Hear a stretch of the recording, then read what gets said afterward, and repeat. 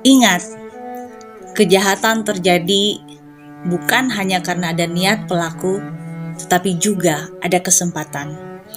Waspadalah, waspadalah, waspadalah. Saudara dan saya yang pernah menjadi pemirsa RCTI pasti familiar dengan kalimat yang baru saja saya ucapkan tadi. Saudara pasti tahu ini adalah kalimat dari Bang Napi dari sebuah acara kriminal yang bernama Sergap.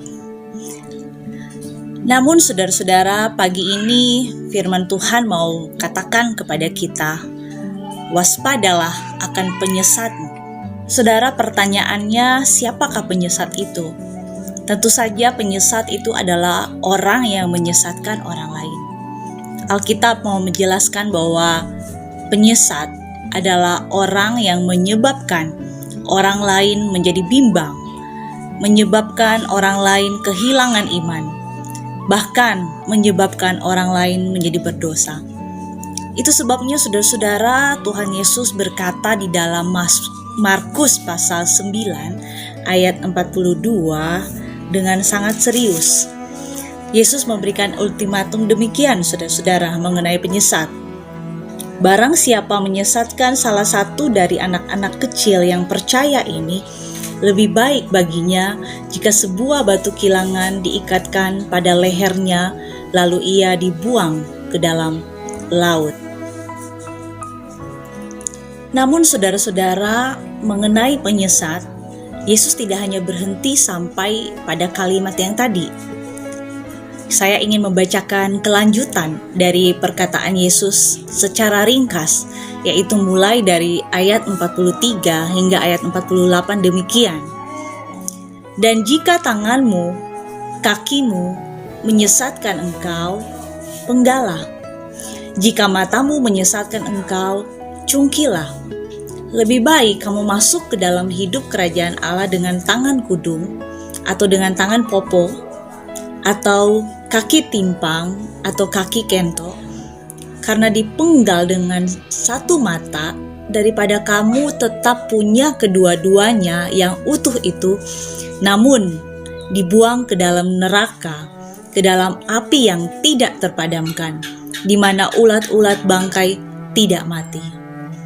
Saudara-saudara, dari bagian ini kita melihat bahwa Yesus tidak hanya bicara soal penyesat orang yang adalah di luar dari diri kita, tetapi Yesus juga berbicara tentang penyesat itu ada dari dalam diri kita sendiri.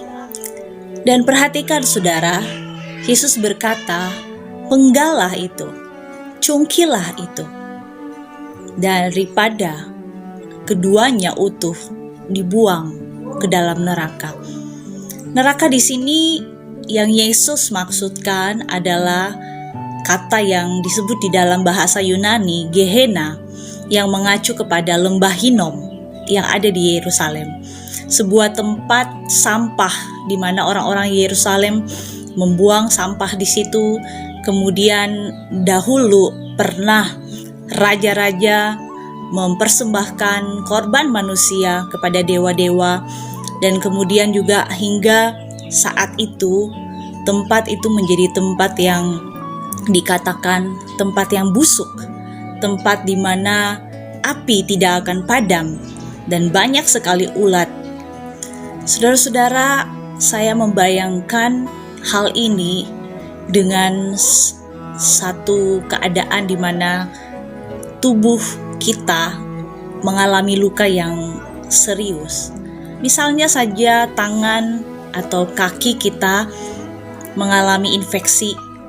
Bukankah saudara-saudara, ketika luka itu dibiarkan, ketika luka itu tidak dirawat, tidak dibersihkan, maka itu akan menjadi daging yang busuk.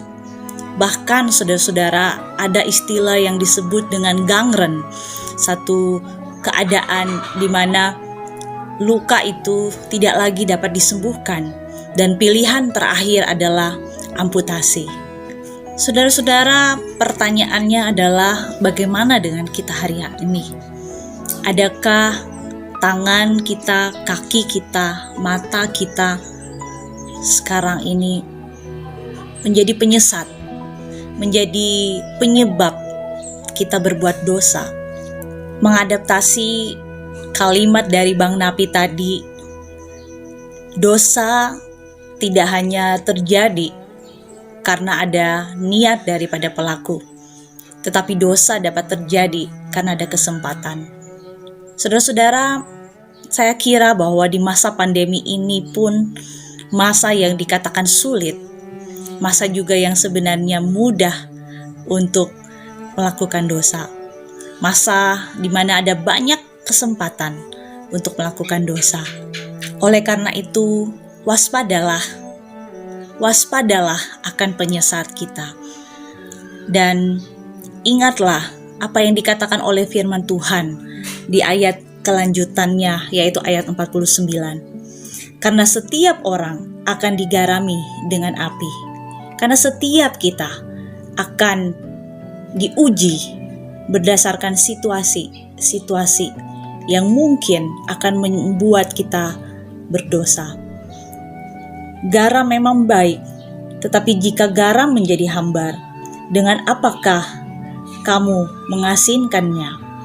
Hendaklah kamu selalu mempunyai garam dalam dirimu dan selalu hidup berdamai yang seorang dengan yang lain. Saudara-saudara, ketika firman Tuhan berkata selalu memiliki garam, itu berarti selalu ada, setiap hari, setiap waktu ada garam di dalam diri kita. Ketika ada garam, kita dapat mencegah kebusukan. Ketika ada garam, kita dapat mencegah diri kita berbuat dosa. Saudara, saya kira tanpa bergantung dan menempel kepada Tuhan, tidak mungkin kita bisa melakukan itu. Segala upaya kita untuk mencegah kebusukan, mencegah diri kita berbuat dosa, akan menjadi sia-sia tanpa pertolongan Tuhan. Oleh karena itu, saudara-saudara, biarlah setiap hari, setiap waktu dalam diri kita boleh terus bergantung kepada Tuhan yang menjadi penyedia garam itu bagi kita.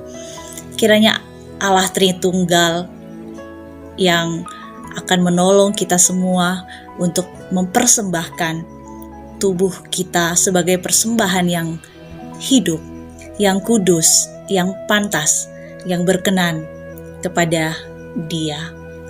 Amin.